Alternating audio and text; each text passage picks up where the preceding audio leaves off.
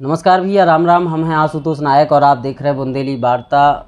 बुंदेलखंड में नगर निकाय चुनाव के लाने भारतीय जनता पार्टी की तैयारी कुछ ज़्यादा ही तेज़ है और ई के लाने झांसी में पहले अध्यक्ष, फिर संगठन के मंत्री और डिप्टी सीएम तक तय आ चुके हैं, मीटिंग कर चुके हैं। तमाम दावेदार भी अब उपनात घूम रहे हैं, लेकिन भाजपा की का तैयारी है।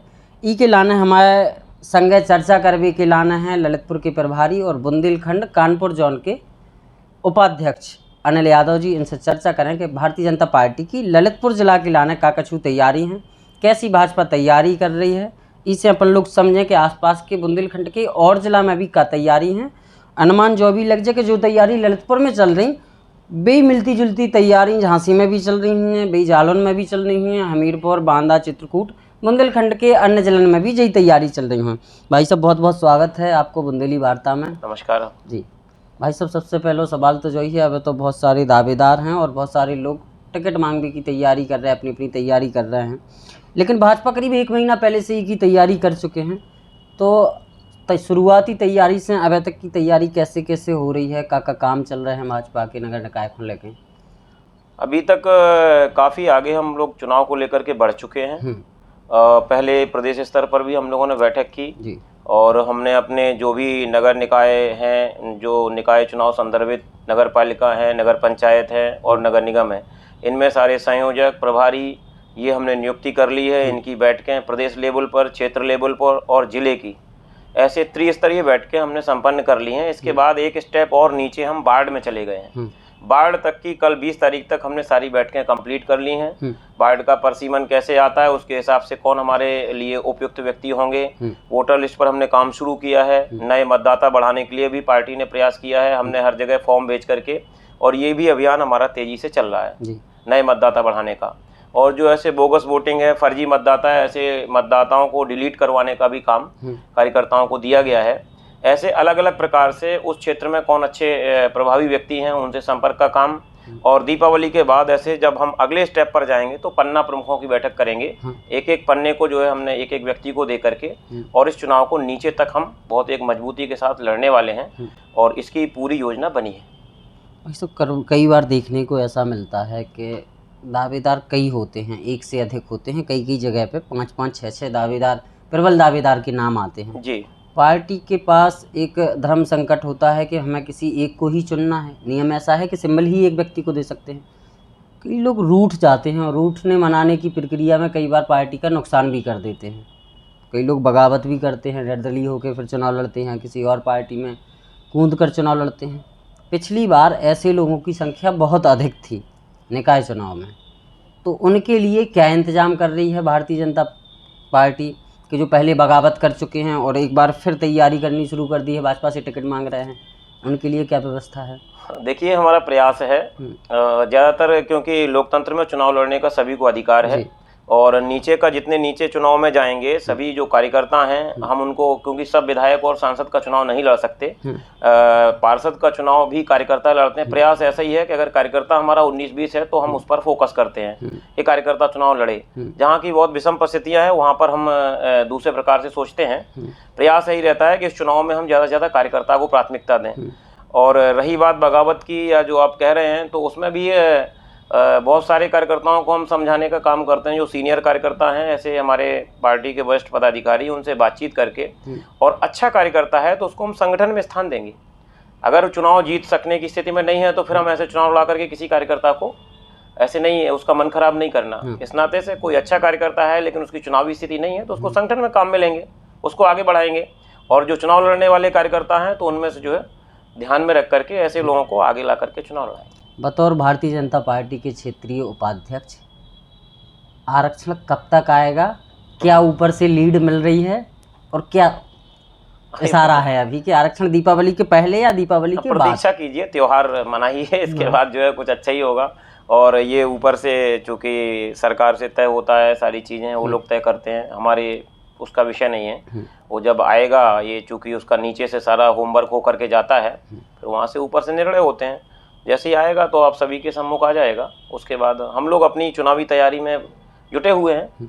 आरक्षण आएगा जब आता रहेगा, लेकिन अभी संगठन की जो प्रॉपर तैयारी होनी चाहिए उस पर हम प्रयास कर रहे हैं। ललितपुर जिले के आप प्रभारी भी हैं, इसके साथ साथ ललितपुर नगर पालिका की बात करें, जिले की सबसे बड़ी नगर पालिका है और इकलौती नगर पालिका है ललितपुर जी। ललितपुर में आप लोगों ने पिछली बार खूब ताकत लगाई, भारतीय जनता पार्टी का प्रत्याशी जीता भी, लेकिन बाकी जो पंचायतें हैं वहाँ कहीं भारतीय जनता पार्टी का कैंडिडेट दूसरे नंबर पे पहुँचा है, कहीं आगे बढ़ते हैं तो फिर तीसरे नंबर पे, फिर और तीसरी पंचायत तक पहुँचते हैं तो फिर चौथे नंबर तक भी भाजपा पहुँची है। 3 पंचायतों में क्या कमी रहेगी कि भारतीय जनता पार्टी फेल साबित हुई है, जीत नहीं पाई है, उसकी जगह निर्दलीय प्रत्याशी जीते हैं? देखिए, ऐसा है कि कोई एक चुनाव को हम दृष्टिगत रखते हुए कि उसमें हम फेल हो गए या पास हो गए या हमने जो है उसमें चुनाव जीत लिया तो हम पास हैं, ऐसा नहीं है। राजनीतिक क्षेत्र में हर प्रकार के निर्णय सामने आते हैं, ठीक है। कई बार क्या होता है कि वहाँ की लोकल की परिस्थिति क्या है उसके आधार पर, और चुनाव लड़ने वाले व्यक्ति कैसे हैं, इन सारी परिस्थितियों के उसमें ठीक प्रकार से आकलन ना हो पाने कई बार हम पीछे छूट जाते हैं, और हम जहाँ पे अच्छा संयोजन बिठा लेते हैं तो अच्छा एक परिणाम आ जाता है। इस चुनाव में जितने नीचे उतरते जाते हैं, पार्टी के साथ साथ कुछ लोकल प्रत्याशी भी अपना इंडिविजुअल उनका भी कुछ रहता है, तो इस कारण से कई बार ऐसी स्थितियाँ छोटे स्थानों पर हो जाती हैं, लेकिन ऐसा नहीं है कि ये परमानेंट रिपीट होंगी या ऐसा होता है। संगठन में हम लोगों ने प्रयत्न किया है, इस बार अच्छा प्रयास कर रहे हैं, ज़्यादा से ज़्यादा स्थानों पर हम जीत करके आएंगे। अच्छे अभी से उसके लिए पहले से ही तैयारी शुरू कर दी है, और अच्छे व्यक्ति जो चुनाव लड़ने वाले हैं ऐसे लोगों को हम निकाल करके लेके आएंगे ताकि वो पहले से तैयारी कर सकें, और एक अच्छा प्रयास हम कर रहे हैं। टिकट के लिए क्या मापदंड होंगे भारतीय जनता पार्टी के लिए, क्या मानक रहेंगे? कई लोग, क्योंकि दावेदारी कई लोग टिकट मांगेंगे पार्टी से, कैसे बेहतर प्रत्याशी का चुनाव करेगी, चयन करेगी भारतीय जनता पार्टी, इसके लिए कुछ प्रारूप आप बता सकते हैं कि इन मापदंडों पर खरा उतरने वाले को ही हम टिकट देंगे? नहीं, नीचे हमारा संगठन है, नीचे तक की रचना है, संगठन से नीचे से ही फीडबैक लेते हैं, कौन सा अच्छा प्रत्याशी है, कार्यकर्ता है या और जो पब्लिक में लड़ने वाला है, ऐसे सारे लोगों का फीडबैक हमारे सामने रहता है। उसके बाद ही जो है फिर एक जिले पर समिति बैठती है, वो फिर उसके बाद क्षेत्र में जाता है, वहाँ से अनुमोदित होकर के प्रदेश से नगर पालिका का ये सिस्टम होकर के आएगा। हम बेहतर करते हैं, संगठन की ओर से ये तय होता है कि भाई जीतने वाला अच्छा प्रत्याशी हो, कार्यकर्ता भी हो, और सारी चीज़ें जिस प्रकार की हमारी अपेक्षा है उसके अनुरूप हो, उसको चुनाव मैदान में उतारेंगे। प्रदेश अध्यक्ष के चुनाव से पहले प्रत्येक अध्यक्ष जब बनना था उत्तर प्रदेश में भाजपा का, तो केशव प्रसाद मौर्य जी एक ट्वीट छोड़ते हैं, संगठन सरकार से बड़ा है, और फिर सियासी गलियारों में तमाम बातें चलती हैं इस ट्वीट को लेके।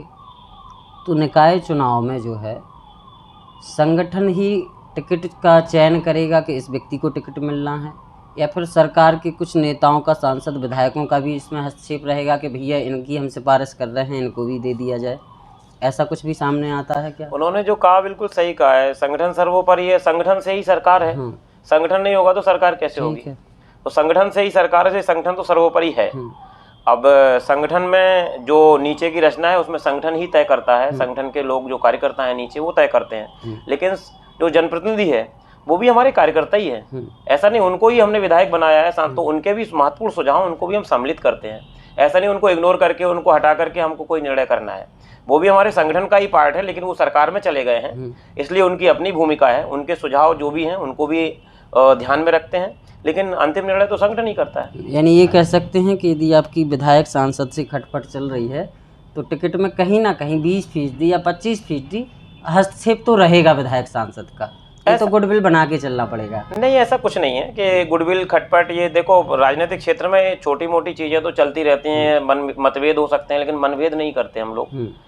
मतभेद तो किसी के भी किसी से हो सकते हैं, लेकिन जब संगठन की बात आती है तो सारे लोग एकजुट होकर के लगते हैं। जी यादव जी, एक चीज़ और पूछना चाहेंगे, समाजवादी पार्टी विधानसभा चुनाव में कह रही थी बहुत फाइट मार रही है, बहुत आमने सामने का माहौल चल रहा था, हालांकि बसपा बहुत पीछे रह गई, इतना तो लोगों ने अंदाजा भी।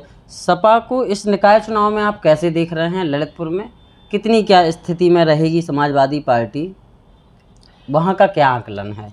अब उनका पूरे उत्तर प्रदेश में ही अभी आप देख रहे होंगे, कहीं कोई इस प्रकार का कोई प्रयत्न तो वैसा चल नहीं रहा है, वो तो सिर्फ अपने कास्ट और उसके आधार पर चलने वाले दल हैं, इनको कोई बहुत प्लानिंग के साथ ऐसे कुछ कर रहे हैं, वो तो उस पर बैठे हैं कि क्या इक्वेशन बैठेगी, कौन नाराज होगा तो हम इनके लोगों को पकड़ेंगे, ऐसे चुनाव लड़ाएंगे।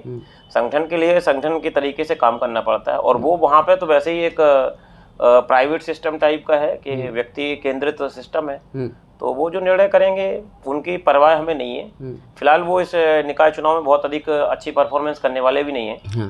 हम तो चूँकि एक बेहतर हमारे लिए है कि हम अच्छा परिणाम एक समाज के सामने लेकर के आएँ, यही हमारा उद्देश्य। ज़्यादा से ज़्यादा बीजेपी के कार्यकर्ता जीतें, और वो हैं अपनी उनकी योजनाएं हैं, उनके अपने अलग निर्णय हैं, उनकी पार्टी का अपना रुख है। इससे बहुत ज़्यादा भारतीय जनता पार्टी के ऊपर कोई फ़र्क नहीं पड़ता। अभी आपने बीच में एक जगह कास्ट का जिक्र किया जी।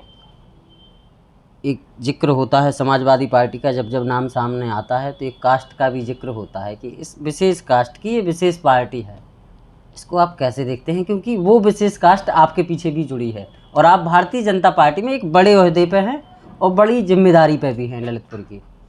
देखिए ऐसा है जी, जातिगत आधार पर चिंतन करेंगे तो जब आपका उसी में चिंतन सिमटा रहेगा तो आप सिमट करके रह जाएंगे।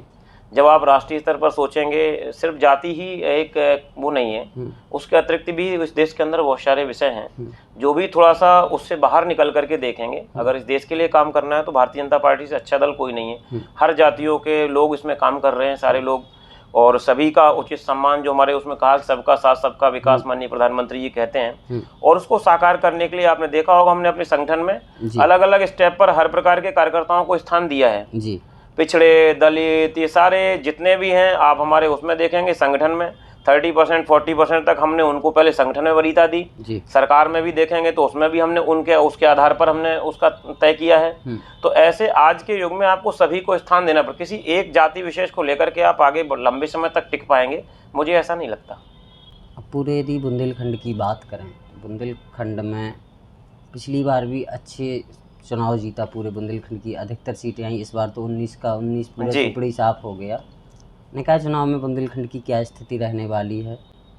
निकाय चुनाव में अब आप लोग फील्ड में घूम रहे हैं, आप सभी को और ज़्यादा अनुभव आ रहे होंगे, आपको ज़्यादा पता रहता है। हम लोग तो चूँकि एक संगठन में काम कर, तो हम तो ज़्यादा से ज़्यादा जीतने का प्रयास कर रहे हैं, लेकिन आप सभी का अपना भी मूल्यांकन है, आपको भी लगता होगा, आपके पास भी फीडबैक होगा, तो उसके आधार पर मुझे लगता है जब आप घूमेंगे तो आपको खुद ही इसका उत्तर मिल जाएगा। मैं अभी आगे से क्या कहूँ इसके लिए।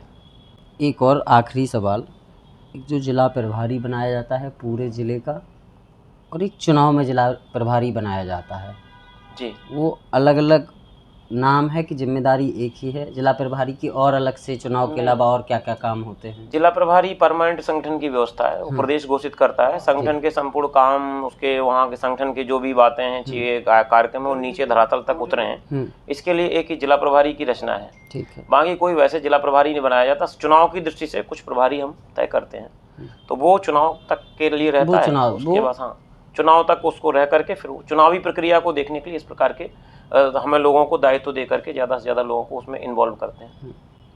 बहुत बहुत धन्यवाद आपका, इतना आपने कीमती समय दिया है। नमस्कार आपको।